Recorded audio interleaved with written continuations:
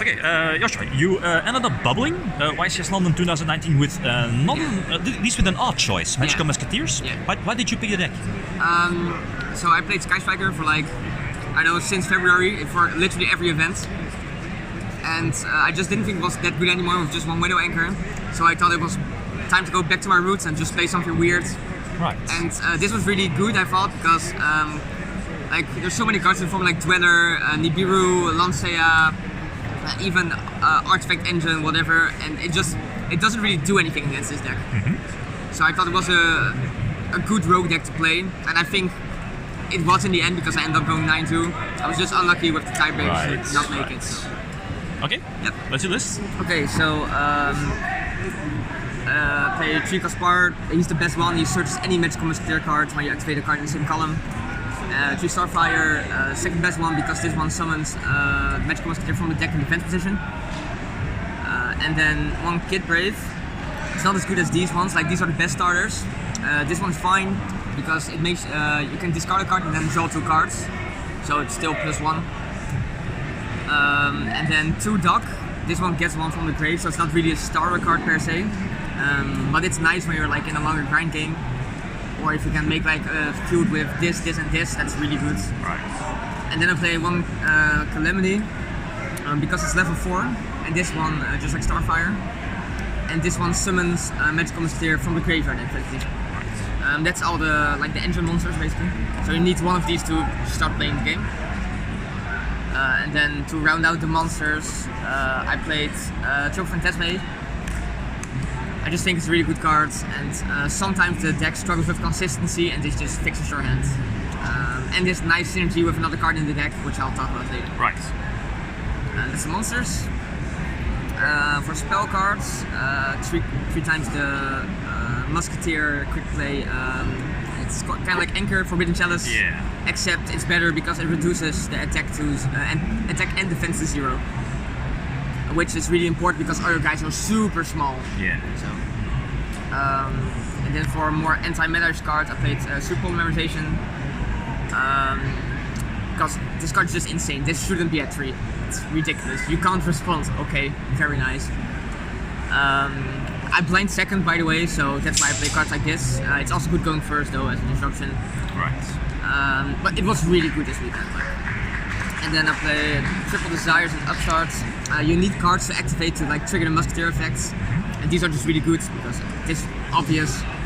And mostly it doesn't really matter if you banish a lot of stuff. Like if you bench Triple Caspar, that's very annoying, but the odds of that happening are very low. So it was really good for me.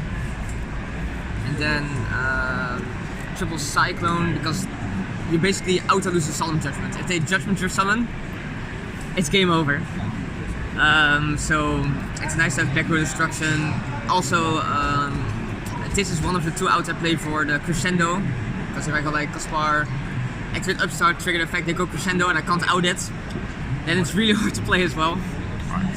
So you need to play this. And then this also baits out Crescendo because I play Taos Dice. And I also play Mud Dragon, which is okay, versus striker players who play Lost Wind and stuff, which is kind of popular now.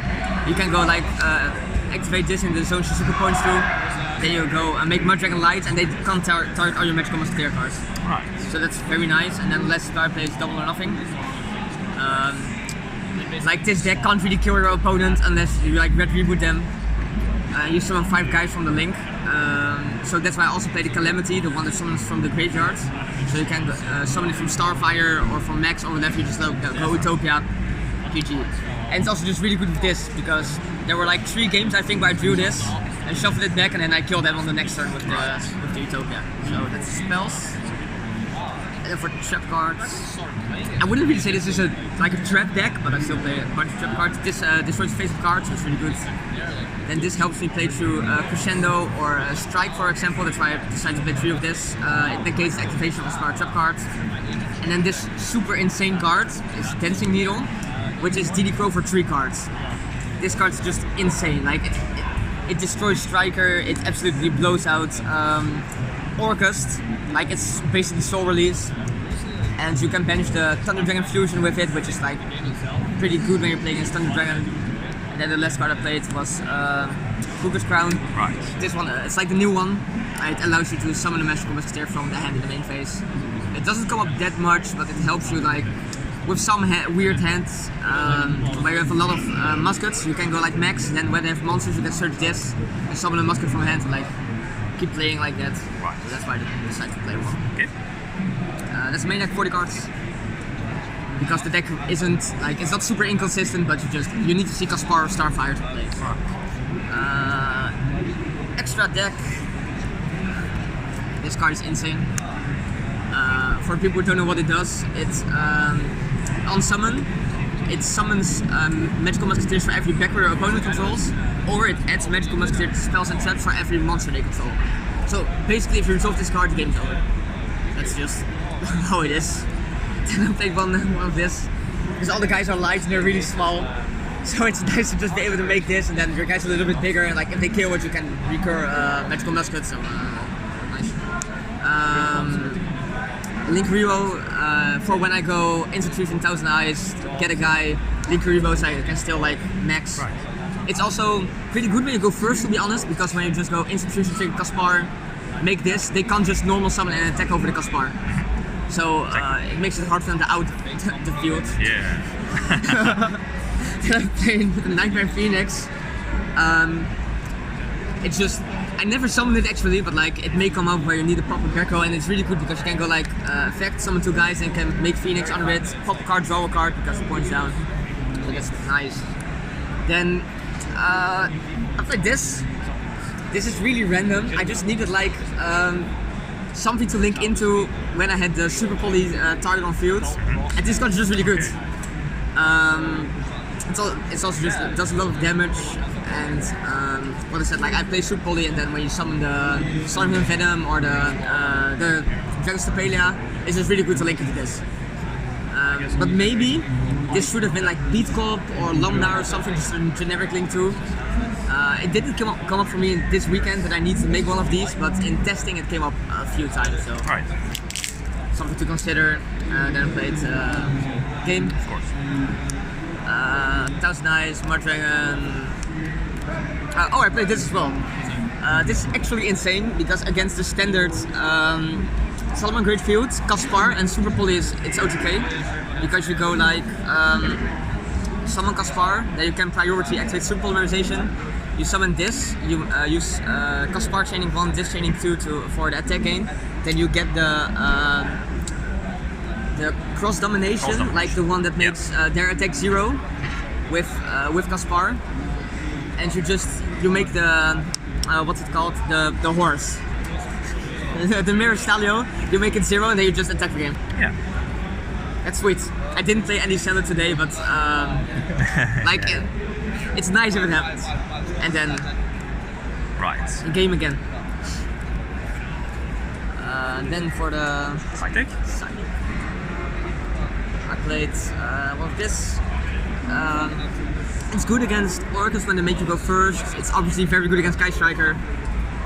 And I played Triple Red Reboot. This card's actually insane with the link, because when you go like force a back row with the Magical Musketeer card, you go like Red Reboot. They set a card with the Red Reboot, then you go max and you just like summon 5 guys and it's just game over. And also it helps you play True Judgment, like I was talking about before. Right, yeah. I played 3 Impermanents against a Luna deck, and also like again if they make you go first, it's nice to have some more disruption cards. It came in quite a couple of times. Then I played Nibiru. Like so many good decks just play around this, but for Salad it's really hard to play around, and I tested myself the Blood Dragon Burning Abyss deck like for a good amount of time, and it was impossible to play around this. And then funnily enough, round 1, day 1, I played against Blood Dragon Burning Abyss, and game 2 I Nibiru him, and like it's just game over. And to common Pankratops, please donate some secrets to me, thank you. It's a very good card. And then this card is insane. Okay.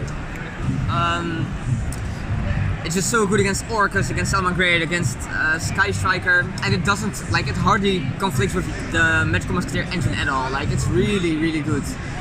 I think I won some games, but just like My opponent made me start. It was like, okay, sure, activate this, then do some Magical Musketeer plays. Like, it's impossible for them to play it, they just lose. Right. So, Okay. yeah, that's it. Any last words?